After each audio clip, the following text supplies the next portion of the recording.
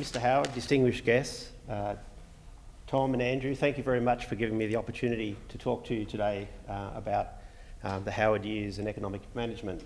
As an economist, the first thing I did when I was asked to give a presentation on 1996 was to realise, as David and others did, that you can't just look at 1996 in isolation. You need to get the historical context, and you need to realise from an economic point of view, things which happen in one year have very long-run ramifications. So I plotted the data from the 1990 to 2015. I looked at the graphs, and I couldn't see the black hole because the data today on debt and deficits and other economic variables is so very different to 1996 that you cannot see 1996 meaningfully on the graph. That doesn't mean that 1996 wasn't important. In fact, I think it was a fundamentally important year for good economic policy in Australia. But it does mean that the position we're in now is extremely different to the position we were in 1996, and we need to learn from 1996 in moving forward from where we are, because what was a big issue then is now a very, very, very big issue today. So what I want to do in this presentation is, oh, and by the way, I did take the black hole out of the title because I thought that was largely politics, and secondly, you can't see it until you really dig for it. It's more of a pothole when we contextualise it today. It was, however, fundamental. So what I want to do is I want to talk in my presentation about what the key economic policy challenges and changes were in 96. In the context of the lead up to 1996, again, looking at the data, what was happening in the Australian economy, what was happening in the world economy. I then want to draw my conclusions on the implications of the policy changes which were put in place in 1996 and then had ramifications for the next 15 or 20 years. And are still having ramifications.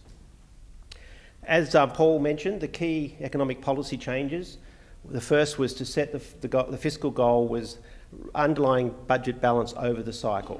So the goal was never to accumulate large amounts of fiscal surpluses. It was to have a very conservative and sensible fiscal policy and not continue to accumulate too much debt.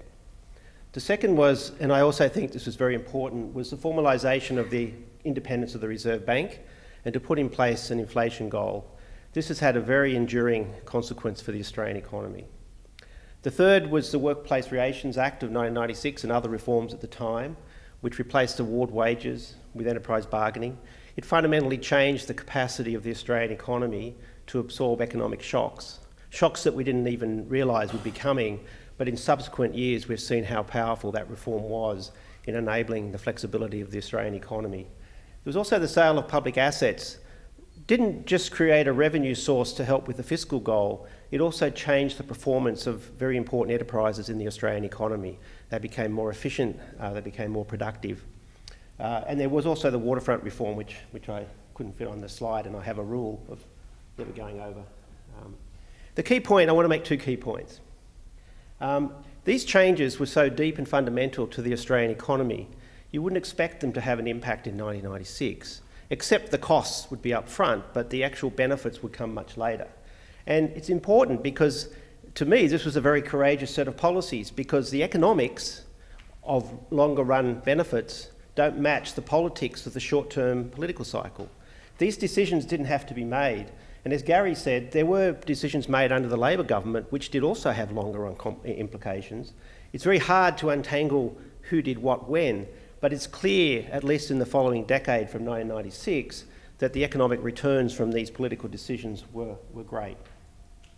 So I want to present some data just because I think, particularly when you read the internet, if you look and you're looking for credible references to try and understand what was happening in a period where you weren't involved, which I wasn't involved in 1996, there's a lot of misinformation out there. There's a lot of rewriting of history. And so what I wanted to do was just go back and say, well, what were the facts? And so I prepared a few charts. This has already been alluded to, but this is Australian general government outlays from 1990 first quarter to 2000 first quarter. And what you can see is up until the election, there was a persistence of outlays, the spending, the red line, above revenues. Gary's talked about this, but you can see there is this persistence, and this persistence does begin to narrow. The Labor government was taking policy decisions in 95, 96, but you can see a distinct shift after the election. And that distinct shift was spending came down and revenue continued to rise. Now, of course, my first critique as an economist would be this is important because when you have more revenue than spending, that's how you get government debt down. But one of my critiques would be perhaps the government still remained too big a part of the Australian economy. So perhaps we should have had more spending drifting down, and post-2000 we see spending rising even more. And the revenue side was largely tax-based, and maybe the tax system itself could have been reformed more quickly. And in fact, I know Mr. Howard has a long history of proposing tax reform, and the politics obviously prevented it. But I think the GST was very important, and even more tax return, moving away from income taxes and taxing labour, employment, towards taxing consumption through GSTs or taxing fixed assets like land would probably have been a very good idea. So change the mix of the taxes as well as reducing taxes in the economy would have been an economist's preferred strategy. But nonetheless, this is a significant contribution to macroeconomic policy. What does it do to central government debt? Well, this is government debt as a share of GDP. First bar is 1990, all the way to the year 2000. And you can see that until the Howard government, debt to GDP was rising year after year. In 1996-97, after the first budget, debt to GDP became smaller, started to fall over time. It matters what debt is used for. Most of this debt that was accumulated was for transfer payments, was for consumption, not for investing in infrastructure, not for generating a rate of return in the economy. It changed incentives in the way that Gary talked about. So having accumulated this amount of debt, which by historical standards is very high for Australia, by global standards today is a pimple. When you think that Japan has 240% debt to GDP and the US has 100% debt to GDP. But nonetheless, this is, to me, a significant achievement to get this profile. Why is that important? Well, it's important because one of the things that you have to do when you accumulate debt is you have to pay interest payments. So these are resources being transferred to the holders of the debt rather than being used for education, health, defence. And so, at the peak, we were transferring about 1.7% of GDP just to service the debt. And to me, that's an opportunity cost, which is a significant drag on the Australian economy, unless that debt was generating a return because it was infrastructure type debt, which it wasn't. So you can see not only did you free up revenue in future years because you had lower interest payments, but there are other reasons why it was important. Why was reducing government debt so important? Well, the first thing is Australia is a net recipient of capital from overseas. It has been since its entire history. We don't generate enough savings in this economy for the amount of opportunity that we have. So we tend to invest more than we save. We borrow that, or we issue equity overseas. The more the government accumulates debt, the more Australians have to pay for private sector access to capital. So not only did it reduce the amount of payments by the government in terms of foregone interest, it actually gave us cheaper capital on the world market for the private sector to expand. Secondly, it gave a very important buffer to respond to future negative shocks. When this decision was made, there was no knowledge that the Asian financial crisis would occur in 97, 98. There certainly was no idea that there'd be a collapse in the tech boom in 2001 in the US, or that in fact there'd be a global financial crisis in 2007, 8, 9. So it gave a really important buffer for a small open economy that relies on commodities. This was really important from a risk management point of view. And thirdly, it actually enabled future tax reform to be put in place. Part of this accumulation of assets was used, or running down of debt, was used to pay for the tax reform which subsequently came. And that was an important contribution. What did it do to the bond market? Well, this is 10-year bond rates, and this is Australia, this is the blue line, the US is the red line. You can see that we persistently had interest rates above the US. Now, part of this was because of an inflation differential, but most of it was because of risk, country risk. And you can see that once the Howard government policies were put in place in early 1996, this wedge almost disappeared. This is an important contribution to the private sector being able to access global capital at a lower cost. What happened to inflation? Because what really matters isn't the interest rate, it's the interest rate relative to inflation. So for transparency, here I have core inflation. This is inflation extracting out volatile items. Central banks use this as their target in modern monetary policy. You can see that Australia had much higher inflation early on than the US, and inflation came down to the US level in about 92, 93. So that wedge that we saw in the nominal interest rate was actually a real wedge for country risk purposes. But we started to lose the inflation fight. If you look at 1995, you can see a distinct sharp pickup in inflation. That inflation momentum was broken with the election of the Howard government and with the fact that the Reserve Bank had already started to raise interest rates well before then to address this policy. But you can see that that turning point in 1996 was very critical. If inflation had continued to accelerate, then we're going back to the sort of circumstances which led to the recession that we actually didn't have to have. What happened to interest rates? Well, you can see that the inflation coming down was important in bringing down the overnight cash rate in Australia. You can see that in the around 94, pressures were building in the economy. The Reserve Bank raised interest rates, sat on those interest rates well before the Howard government was elected, so there was policy response before the Howard government came in. But notice that within a year, interest rates, because of the fiscal consolidation, interest rates were able to be brought down, which helps with the allocation of capital in the Australian economy. What does this all mean? Well, the first point, I just wanted to show you what real GDP growth rates look like over this entire period. The blue line is Australia, the red line is the US. One thing you can see from this is a pretty clear point, that it's pretty hard for Australia to be different to the US. No matter what we do here, the core opportunities and the growth of our economy is largely driven by what's happening in the major economies in the world. We can do better and we can do a lot worse. So you can see the recession in the early 90s, which was the reason I left the Reserve Bank at that point. It was a recession that we didn't have to have. We didn't have to have such high interest rates. You can see that our performance was well below the recession in the US. You can see that after the Howard government election, our growth rate fell below the US growth rate. It was costly economically to introduce the sort of reforms in the short term which led to these longer run benefits over the future decade. So there's an important lesson here that it is costly to be a brave politician, but the benefits over time can be quite substantial. This is a graph of Australian labour productivity. This was referred to by Andrew Robb. There's actually 3 lines here. It's becoming a bit complicated, but I'm an academic. I have to sort of use graphs and data. If you look at the earnings per hour is a nominal wage. That's the dotted green line. You can see labour productivity is the dark blue line, and the real wage, which is earnings per hour deflated by CPI, so it's a consumption real wage, what wage earners are actually receiving in expenditure terms. And you can see that the deflation in the early parts of 1990 led to a very substantial decline in the nominal wage. And you can see that between 93 and 95, real wages and productivity fell very sharply. But you can see post the Howard reforms, a period of very strong productivity growth, which delivered very strong real wage growth. So this was an important part of the reform process. Again, as Gary said, there were policies in place before that point, which was enhancing this rebound, but the rebound was endured through, I would argue, good economic policy.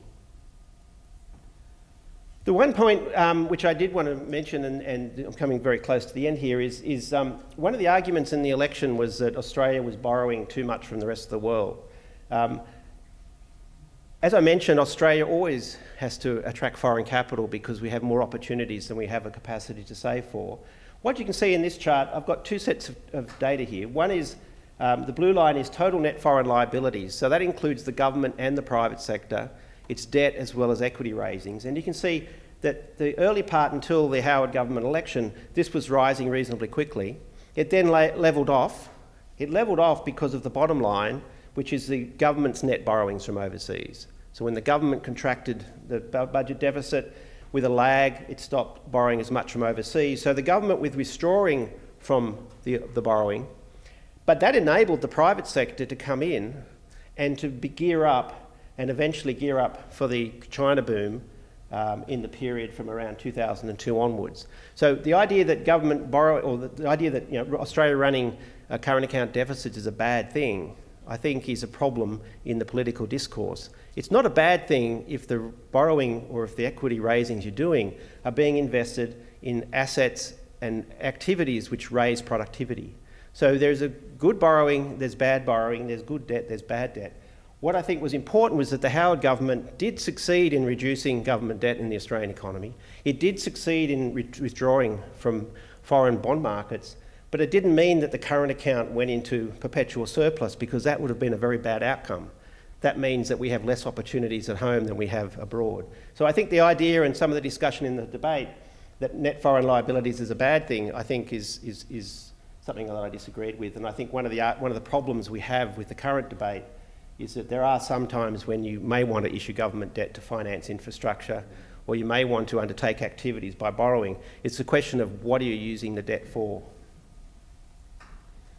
Now, as I mentioned, I should have mentioned, by the way, that chart actually goes all the way up to September 2012, whereas all the other charts stopped in 2000. So in terms of the foreign debt then, the fact that the government did pull out of these markets meant that the private sector could come in and the private sector could borrow at a lower price. And that, to me, it was a good thing. So in summary, and just to come to a conclusion, one of the lessons, or there are many lessons, the first lesson is that bringing the fiscal position into balance was, in my view, a key contribution of the Howard government. But the payoff took time. It didn't all the benefits didn't come within the first political term. It came over many, many years. Decisions like institution building, codifying the independence of the Reserve Bank was another important policy. It not only just the independence of the Reserve Bank, but the fact that there was a fiscal monetary mix in place for the Australian economy was one reason why economic growth was so strong. But again, this payoff took time. This was not an immediate return politically. Labour reforms in the labour market, they allowed real wages to rise and productivity to grow. Again, it was an important decision, but the payoff took a long time. Finally, scaling back government borrowing, particularly borrowing for current consumption purposes or transfer payments, enabled the private sector to expand borrowing through the balance of payments. So some critiques of the Howard government suggested the fact that the current account didn't go into surplus was a bad thing. My view is actually quite the opposite. It was a good thing because it enabled Australian corporations and households to borrow overseas at a lower cost than otherwise would have been the case if the government had been in the market. And to conclude, I've got many different papers on this topic. My website is sensiblepolicy.com, and I thank you for your attention.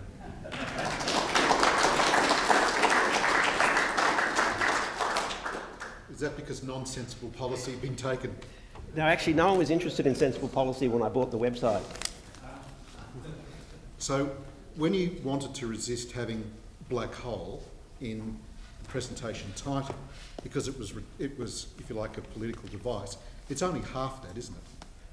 Well, it wasn't just that it was a political device, but it's a question, it's a question of, was there going to be revenue there that disappeared? Was it an error in Treasury forecasting? Was it a political deceit? Did it even exist? And I just didn't want to get into that argument. The argument that I wanted to get into was what were the facts about what happened to spending, revenue and debt. So could the government, did the incoming government know that this position was as it was? I would suggest not, but I wasn't there, so someone else can answer that. Okay, thank you. Your questions, please. Hello, Professor John Scholl. As an aside, I studied economics in this theatre under Wolfgang Kasper many years ago, but this question follows from Tom's. So if I'm to understand what you're saying is that as a non-partisan punter and as an Australian, we were lucky to have a Hawke-Keating government on the Labor side, followed by a John Howard Conservative government, that we were incredibly lucky. Am I understanding correctly? Well, no, I actually wouldn't cut it that way. I'd say under the reforms of the Hawke-Keating government, we had an opposition who was willing to be part of the reform process. So we had a bipartisan approach to key reforms. We then had a complete disaster in macroeconomic management at the end of the 80s and into the early 90s, where we raised interest rates to try and deal with the balance of payments crisis because we wanted to reduce imports, and instead we sucked in capital because returns were more attractive, and that led to an even worse current account crisis. And then we had the recession. And then we had a long period of an understanding that we needed to do more reform, but the economic problems around the community at the time meant you couldn't do very much. And then the Howard government came along.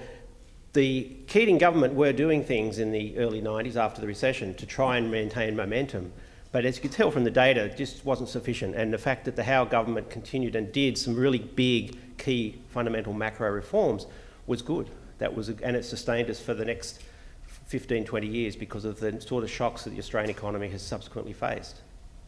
We need more reform now. There's no doubt that we need reform. There's no doubt, and I think Gary's right, there's just too much government in this society, which is not only just too much government, but the incentives that are in place for those outlays are creating very long-term productivity problems in society. So I think we are ready for a new phase of reform, absolutely. We certainly already have the macro institutions are in place. They weren't destroyed, fortunately, during some of the chaos of the last 5 or so years. But we do need to focus more on what we should be doing next. And I still think there's a lot of room for tax reform. There's a lot of room for government and private sector working together on infrastructure. Very creatively, we need independent infrastructure agencies, not political pork barrelling. There's a lot that still can be done, but I think the foundations of Hawke Keating and then Howard government was really very important. Thank you. Other questions?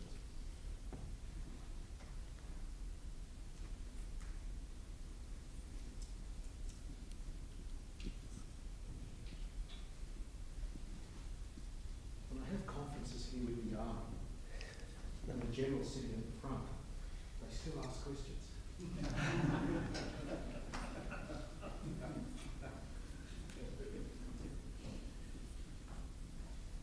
I think you must have persuaded us. I think that's...